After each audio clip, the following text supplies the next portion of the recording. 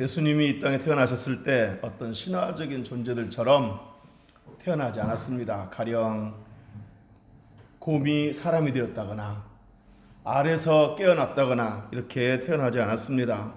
예수님은 우리와 똑같은 출생 과정을 거치셨습니다. 어머니 뱃속에서 10달 동안 있다가 아기로 태어나셨습니다.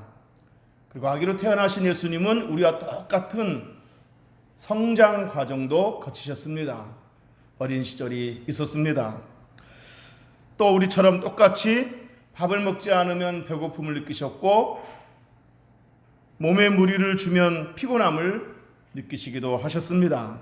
뿐만 아니라 슬픔에 빠진 사람들을 보면 함께 슬퍼하셨고 눈물을 흘린 사람들을 보면 함께 눈물을 흘리기도 하셨습니다. 십자가에 못 박혀 매달리셨을 때는 내가 목마르다 하고 목마름을 호소하시기도 하셨고 극심한 마음의 고통과 극한 몸의 고통을 느끼시며 아버지 어째 나를 버리시나이까 라고 절규를 하셨습니다. 그리고 모든 사람이 죽음을 경험하듯이 예수님도 우리와 똑같이 죽음을 경험하셨습니다. 자, 지금까지 제가 언급했던 모든 사실들은 예수님이 우리와 똑같은 사람이라는 이 모든 사실을 증명해 주고 있는 것입니다. 오늘 본문에서 말씀이 육신이 되어라고 했습니다. 사도 요한이 여기서 말씀이 육신이 되어라고 할 때 이 말씀이라는 존재는 바로 하나님이라고 사도 요한은 말했습니다. 좀 더 구체적으로 말하면 성자 하나님이십니다. 우리 요한복음 1장 1절에 보면 태초에 말씀이 계시니라. 이 말씀이 하나님과 함께 계셨으니 이 말씀은 곧 하나님이시니라 라고 했습니다. 자, 그러니까 말씀이 태초부터 있었고 이 말씀이 하나님과 함께 계셨고 이 말씀이 곧 하나님이라면 이 말씀은 누구를 가리키는 거겠습니까? 바로 성부 하나님의 아들 성자 하나님을 가리키는 것입니다. 자, 그러니까 사도 요한의 말을 다시 정리하자면 말씀이신 성자 하나님은 태초부터, 즉 세상이 창조되기, 세상이 시작되기 이전부터 이미 존재하고 계셨고 또 성부 하나님과 함께 계셨고 그리고 이 말씀 성자 하나님은 성부 하나님과 동등한 존재, 동일한 실체, 한 하나님이라는 것입니다. 자, 그러니까 위격적으로는 아들이지만 아버지의 아들이지만 본질적으로는 아버지 하나님과 동일한 실체이고 동등한 존재이신 한 하나님이라는 것입니다. 자, 그러므로 말씀이 육신이 되었다라는 말은 성자 하나님이 육신이 되어 사람이 되었다, 육신이 되셨다, 사람이 되었다라는 말입니다. 자, 이것을 신학적인 용어로 말하면 세 글자 뭐가 되겠습니까? 바로 성육신입니다. 자, 그런데 성육신이라는 단어에서 많은 사람들이 오해하는 부분이 하나 있는데 성육신의 성이 한자로 거룩할 성이라고 생각하는 분들이 많이 있습니다. 그렇지 않습니다. 이제 그렇게 오해하는 이유는 뭐냐면 하나님이 육신이 됐다고 했으니 이 성육신의 성은 당연히 거룩할 성이 되어야 되지 않겠냐 하는 생각 때문입니다. 그러나 성육신의 성은 이룰 성입니다. 그러니까 육신을 이루셨다, 육신이 되셨다라는 의미에서 이룰 성자를 써서 성육신이라고 이름을 붙인 겁니다. 어쨌든 성육신이란 말은 성자 하나님 육신이 되셨다, 즉 사람이 되셨다라는 말입니다. 자, 그런데 이렇게 성자 하나님이 육신이 되셨다고 했는데 육신이 되어 이 땅에 오신 분이 누굽니까? 바로 예수님이십니다. 말씀이 육신이 되었다고 할 때 이 말씀은 하나님을 가리키는 거고 육신이 되었다, 이 육신이 되신 분은 예수님을 가리키는 겁니다. 그러니까 예수님이 성육신 하셨다라는 표현은 맞는 말이면서도 어법상 틀린 말입니다. 하나님이 예수님이 된 거지, 하나님이 육신이 되셔서 예수님이 된 거죠. 그러니까 예수라는 사람은 육신이 된 사람의 이름입니다. 그러니까 말씀이 육신이 되었다 이 말은 성자 하나님이 예수님이 되셨다라고 말할 수 있습니다. 자, 그러니까 여기서 말씀은 하나님이고 육신이 되신 분은 예수님이십니다. 자, 그렇기 때문에 예수님은 완전한 하나님이면서 또 완전한 사람이십니다. 자, 그런데 성자 하나님이 육신이 되어 왜 이 땅에 오셨습니까? 바로 죄에 빠진 저와 여러분을 죄에서 구원하시기 위해서 오셨습니다. 믿습니까? 자, 그런데 여기서 아주 중요한 질문이 있습니다. 성자 하나님 우리의 구원을 위해서 이 땅에 오셨는데 왜 육신이 되어 오셨는가? 왜 사람의 몸을 입고 오셨는가? 이겁니다. 오늘 설교에서 그 이유를 두 가지만 살펴보도록 하겠습니다. 성자 하나님 이 땅에 오셨을 때 굳이 사람의 몸을 입고 오신 이유, 그 첫 번째는 사람들과 함께 하시되 보다 친밀한 관계, 친숙한 관계로 함께 하시기 위해서입니다. 여러분, 예수님의 또 다른 이름이 뭡니까? 그 이름을 무엇이라 하라? 임마누엘이라 하라 그러지 않았습니까? 임마누엘, 또 다른 이름입니다. 자, 임마누엘 뜻이 뭡니까? 하나님이 우리와 함께 계시다 아닙니까? 자, 그러니까 하나님이 우리 사람들과 함께 하시기 위해서 사람이 되어 오신 겁니다. 그러니까 하나님은 사람들과 함께 하시기 위해서 임마누엘 하시기 위해서 오셨는데 사람들에게 보다 친밀한 관계, 친숙한 관계로 함께 하시기를 원하셔서 사람의 몸을 입고 사람이 되어 오신 것입니다. 사람의 몸을 입었다는 표현이 어떤 면에서는 조금 맞지 않는 말입니다. 겉만 사람의 몸인가, 이렇게 또 의문을 제기하는 사람에게는 또 좀 이 사람의 몸을 입었다는 말은 좀 틀린 말일 수도 있는데 그냥 그거는 사람이 되셨다는 표현을 그렇게 이제 표현한다고 생각하시면 됩니다. 자, 어쨌든 성자 하나님이 오셨을 때 육신이 되어 사람으로 오신 이유는 임만을 하시기 위해서 사람들과 함께 하시기 위해서 오셨는데 사람들과 보다 친밀한 관계, 친숙한 관계를 이루기 위해서 완전한 사람이 되어 오신 겁니다. 사도 요한이 요한일서에서 이렇게 증언했습니다. 요한일서 1장 1절에 보면 태초부터 있는 생명의 말씀에 관하여는, 여기서 생명의 말씀 누구겠습니까? 바로 성자 하나님, 나중에 예수님 되신 분, 그분이죠. 태초부터 있는 생명의 말씀에 관하여는, 그러니까 예수님에 관하여는 우리가 들은 바요, 눈으로 본 바요, 자세히 보고 우리의 손으로 만진 바라, 이렇게 말했습니다. 자, 그러니까 이 땅에 오신 예수님은 귀로 들을 수 있고, 그분이 말씀하시면 우리 귀로 들을 수 있고, 그분을 우리의 눈으로 볼 수 있고, 또 우리 손으로 만질 수 있는 우리와 똑같은 사람이라는 것입니다. 함께 식사도 할 수 있고, 함께 잠도 잘 수 있고, 함께 걸으며 대화도 할 수 있는 우리와 똑같은 사람이라는 겁니다. 그러므로 성자 하나님 이 땅에 오셨을 때 육신을 입고 이 땅에 오신 이유는, 그 첫 번째 이유는 임마누엘, 하나님 우리와 함께 하시되 보다 친밀하고 친숙한 관계로 함께 하시기 위해서 육신을 입고 오셨다, 육신이 되어 오셨다라는 겁니다. 아멘입니까? 자, 그 다음에 성자 하나님 이 땅에 오셨을 때 굳이 사람의 몸을 입고 오신 이유, 육신이 되신 이유는 뭔가? 그 두 번째 이유가 더 중요합니다. 자, 지금부터 제 말을 잘 들으시기를 바랍니다. 이미 알고 있는 내용이지만 그래도 정리한다는 차원에서, 그리고 정말 하나님 우리를 위해서 어떻게 하셨는가, 그 내용을 다시 한번 또 들을 때 또 다시 한번 감사한다는 마음으로 들을 수 있기를 바랍니다. 자, 최초 인간 아담이 하나님께 불순종함으로 이 세상에 뭐가 들어왔습니까? 죄가 들어왔습니다. 자, 그리하여 아담 이후로 모든 인간은 아담의 원죄를 물려받게 되었을 뿐만 아니라 또 스스로 범죄하여 모든 인간은 죄에 빠지게 되었습니다. 자, 그 결과 성경은 모든 인간은 죄인이라고 선언하였고, 그리고 그 죄값은 사망이라고 규정하였습니다. 로마서 5장 12절에서 그러므로 한 사람으로 말미암아, 아담 한 사람으로 말미암아 죄가 세상에 들어오고 죄로 말미암아 사망이 들어왔나니 이와 같이 모든 사람이 죄를 지었으므로 사망의 모든 사람에게 이르렀느니라 라고 말했습니다. 자, 이렇게 한 사람의 죄로 말미암아 모든 인간이 죽음에 이르게 되었는데, 한 번 죽어버리면 좋겠는데, 한 번 죽어버리고 끝나는 것으로 끝나버리면 좋겠는데 죽음이 끝이 아니라는 겁니다. 히브리서 9장 27절에 보면 한 번 죽는 것은 사람에게 정해진 것이요 그 후에는 심판이 있으리니 라고 했습니다.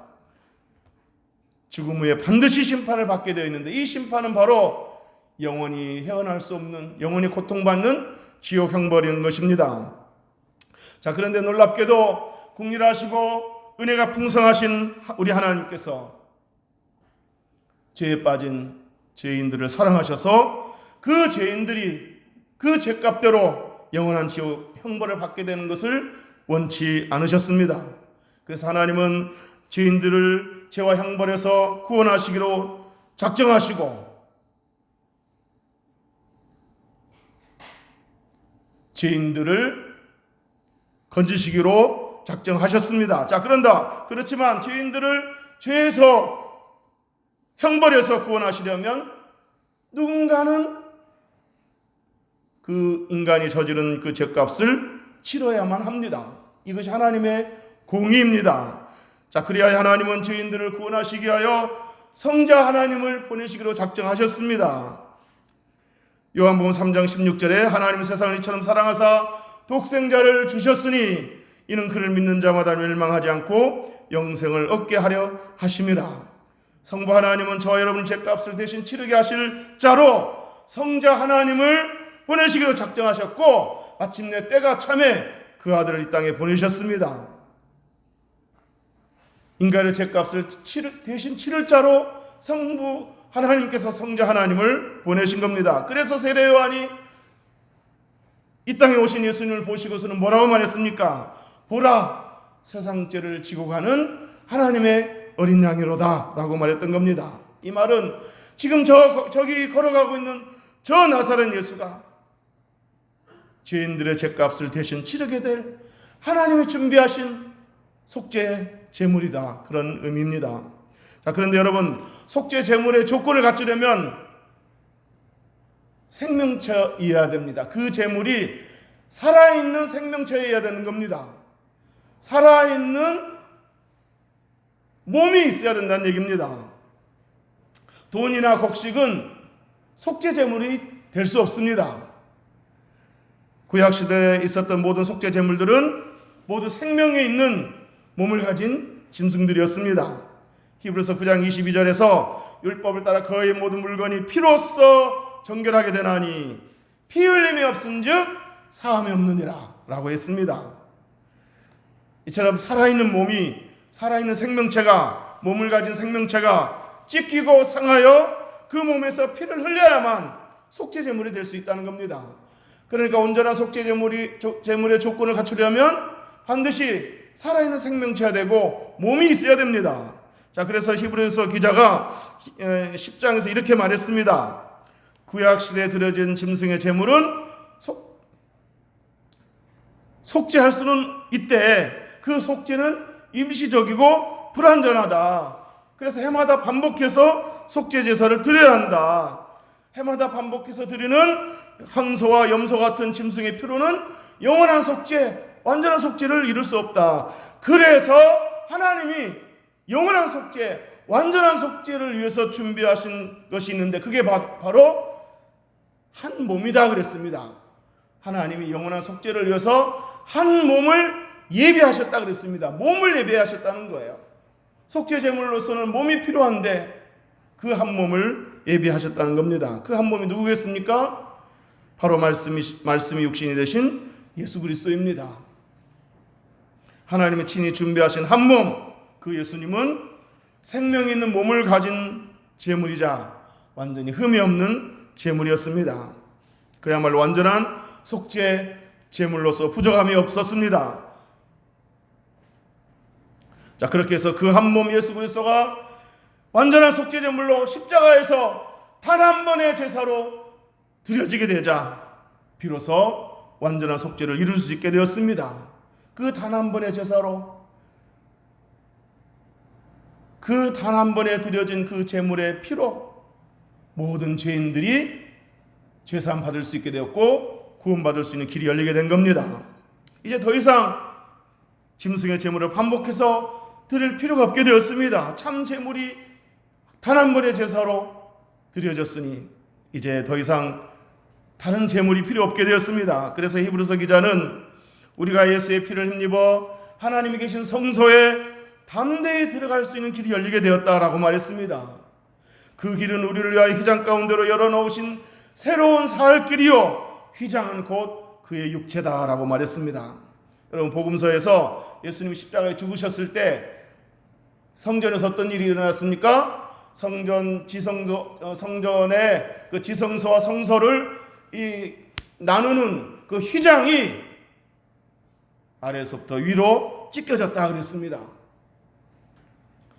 자, 그런데 히브리서 기자는 이 휘장에 대해서 설명하기를 이 휘장은 곧 예수님의 육체다라고 말했습니다. 그러니까 예수님이 십자가에 운명하셨을 때 성전의 휘장이 찢겨졌다는 것은 예수님의 그 몸이 찢겨졌다는 것을 의미하는 겁니다.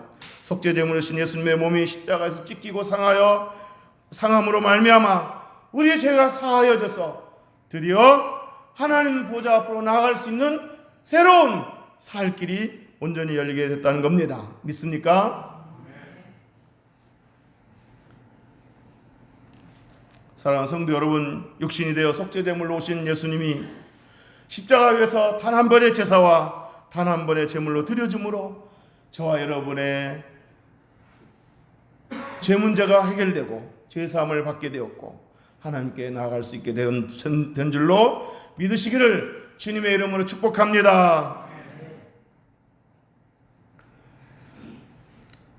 성자 하나님이 땅에 오셨을 때 육신이 되어 오셔야만 했던 이유는, 굳이 사람의 몸을 입고 오셔야만 했던 이유는 그분이 우리의 죄값을 대신 치를 속죄제물이 되셔야 했기 때문입니다. 베드로 사도는 베드로전서 2장 24절에서 말하기를 친히 나무에 달려 그 몸으로 우리 죄를 담당하셨다 그랬습니다. 우리 죄를 담당하기 위해서는 몸이 필요했던 겁니다.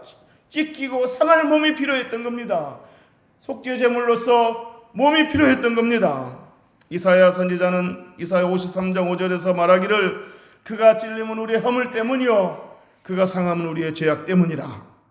그가 징계를 받음으로 우리가 평안을 누리고 그가 채찍에 맞음으로 우리는 나음을 받았도다 라고 예언했습니다.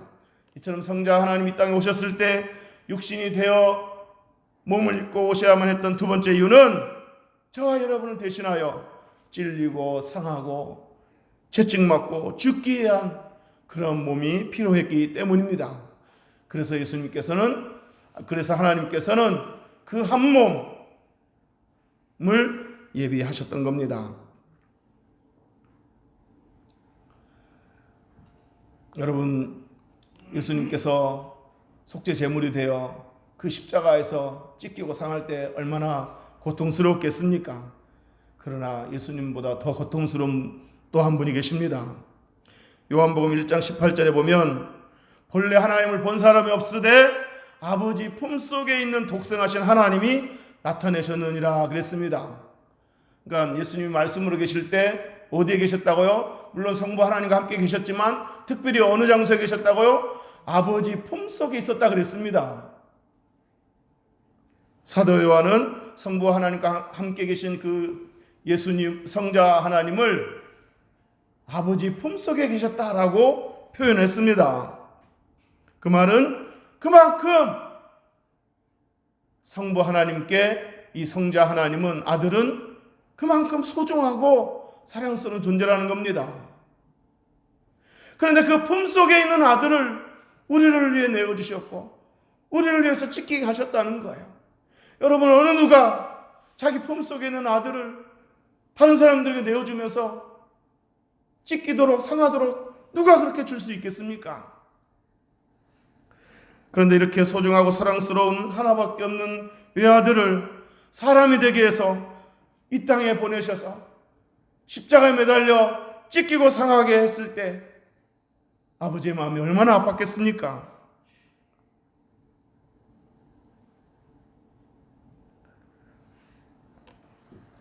사랑하는 성도 여러분, 우리를 위하여 찢기고 상하신 성자 하나님 예수님의 사랑도 귀하지만 성부 하나님의 사랑 또한 너무나 놀라운 사랑인 줄로 믿습니다.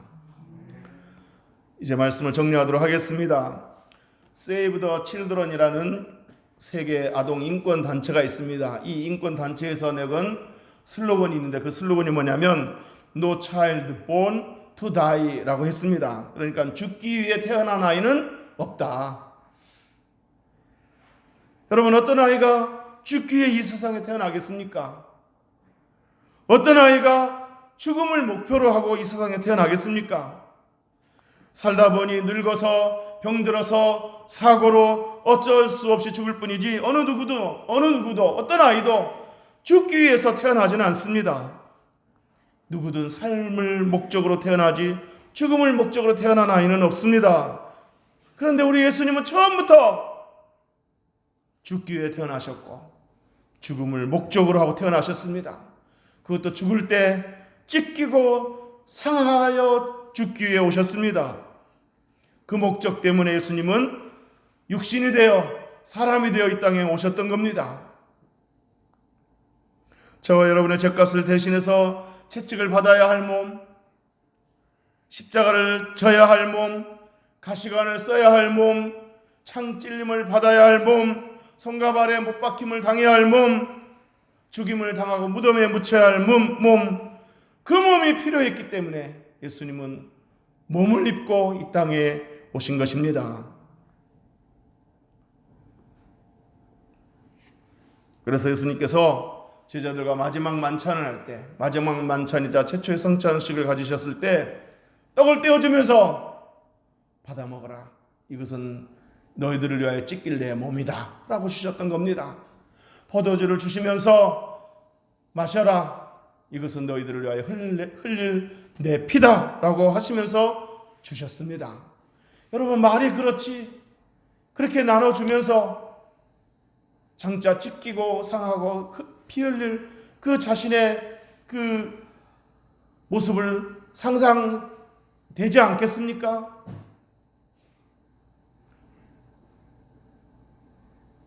그럼에도 불구하고 예수님은 그 십자가를 마다하지 않고 묵묵히 십자가를 지시고 죽기까지 순종하셨습니다. 저와 여러분들의 구원을 위해서입니다. 저는 이렇게 생각합니다. 정말 다가오는 성탄절이 감사가 되는 성탄절, 정말 마음에 와닿는 성탄절이 되려면 일부러라도 시간을 좀 내서 조용한 시간을 가져서 개인 기도 시간을 가지면서 최초의 성창식 때 주님이 하셨던 말씀 받아 먹어라. 너희를 위한 내 몸이다. 이것을 잔을 들고 마셔라. 너희를 위하여 흘릴 피다 라고 하셨던 이 말씀을 묵상하면서 되새겨 보는 것도 좋은 방법이 아닐까 싶습니다. 기도하겠습니다.